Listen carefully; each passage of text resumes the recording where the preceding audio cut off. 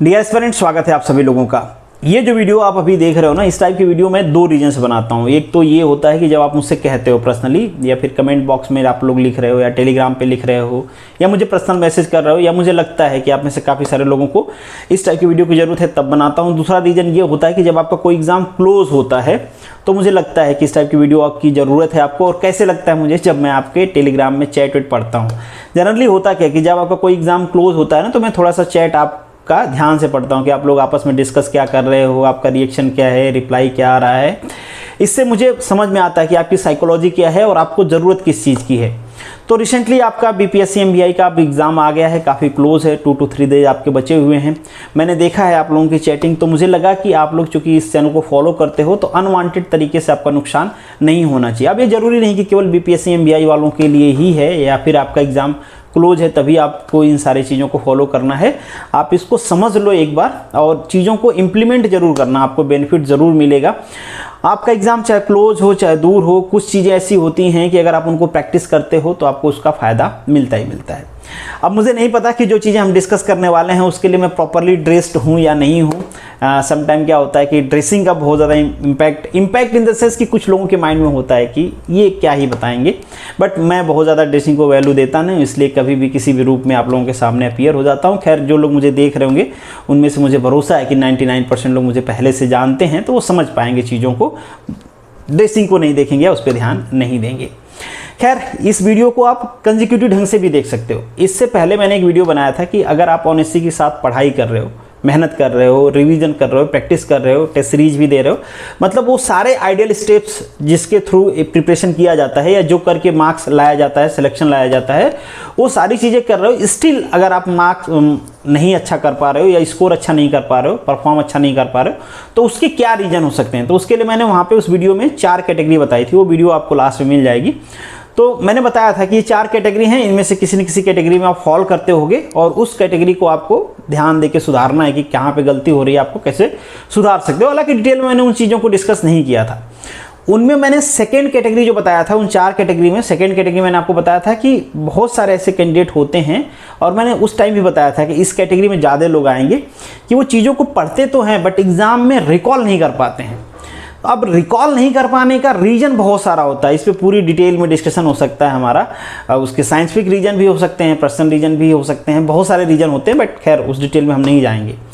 2 main reason होता है, अगर मेजरली बात करें तो 2 रीज़न होते हैं। पहला रीज़न तो यही है कि आपने चीज़ों को रिवाइज ढंग से नहीं किया होगा, पढ़ा नहीं होगा चीज़ों को, बस सरसरी नज़र से देख लिया, फटाफट कर लिया और फिर उसको कभी रिवाइज नहीं किया। अब चूंकि रिवाइज नहीं किए हो आप, तो ठीक डेफिनेटली आपको रिकॉल करने में प्रॉब्लम तो होने वाली है।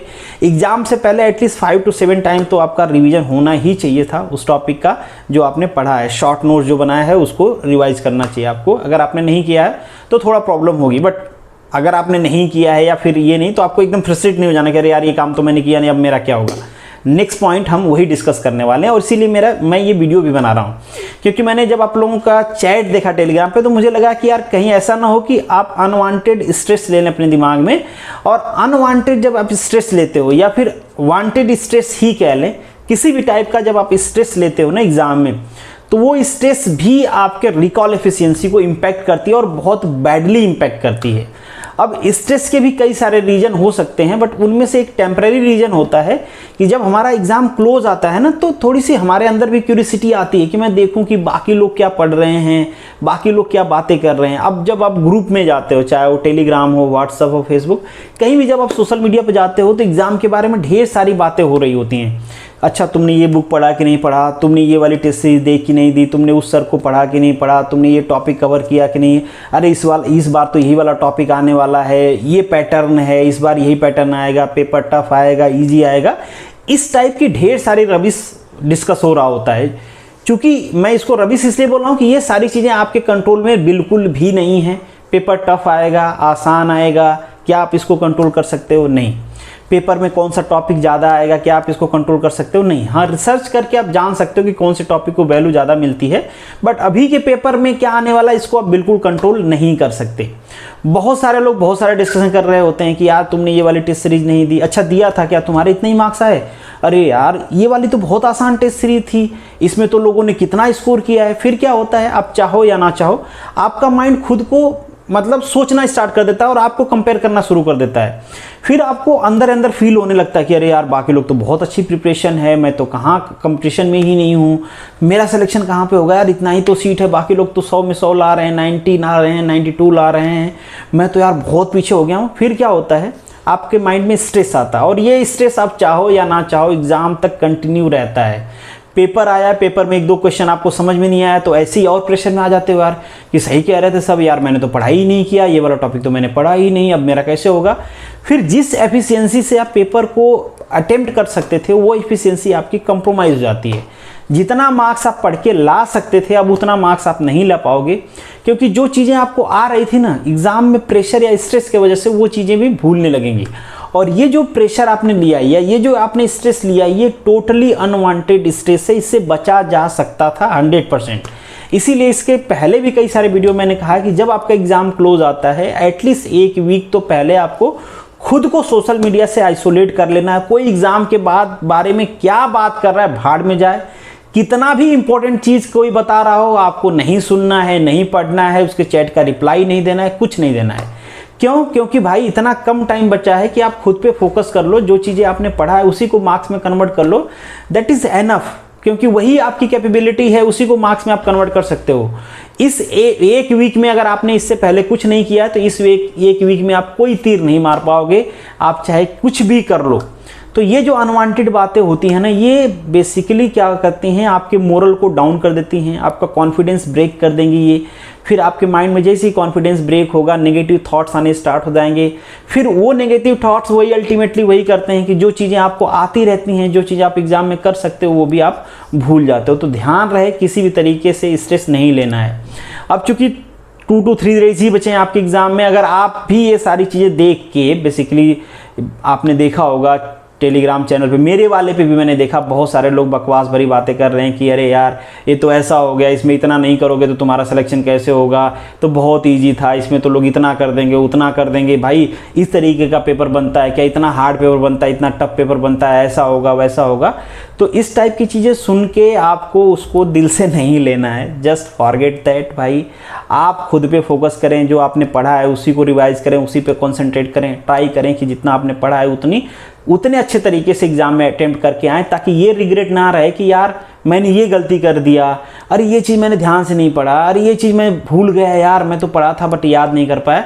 एटलीस्ट इस टाइप के रिग्रेट के साथ ना आए, जितना आपने पढ़ा है उतना आप वहाँ पे परफॉर्म करके आएँ। और ये तभी होगा जब आप इस तरीके की अनवांटेड बात नहीं सुनेंगे तो। और मैं आपको भरोसे के साथ कहता हूँ ये बात कि जो भी इस टाइप की बातें कर रहा होता है ना वो टॉपर नहीं होता है भाई, उनका सिलेक्शन भी नहीं होने वाला है। मैं ये चीज़ें इसलिए कह रहा हूँ कि वो चतुर जैसे नहीं है कि वो प्लान करके आए हैं।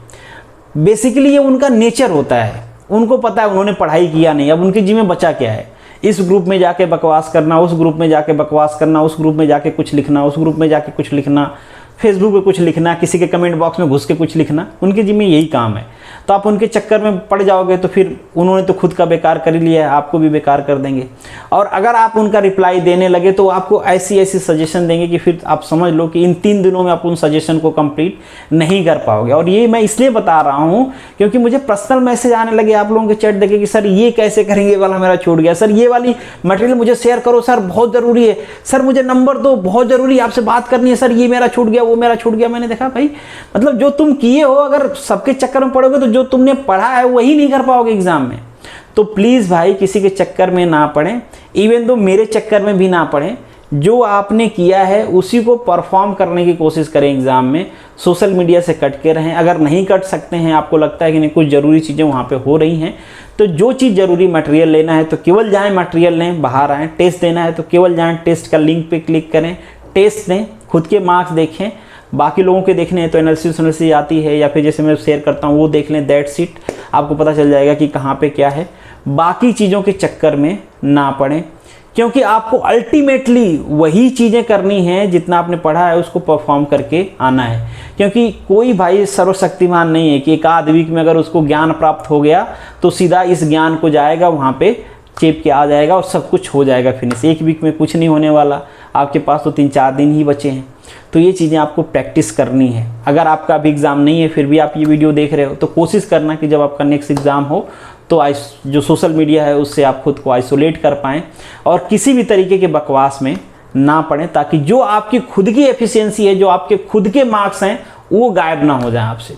चलिए, तो दैट्स इट। और मेरे तरफ से आप सभी को, जो भी बीपीएससी के एस्पिरेंट्स हैं, आप सभी लोगों को ऑल द बेस्ट। आपने इतना वेट किया है, प्रिपरेशन किया है, मेहनत दिया है, सक्सीड जरूर करोगे।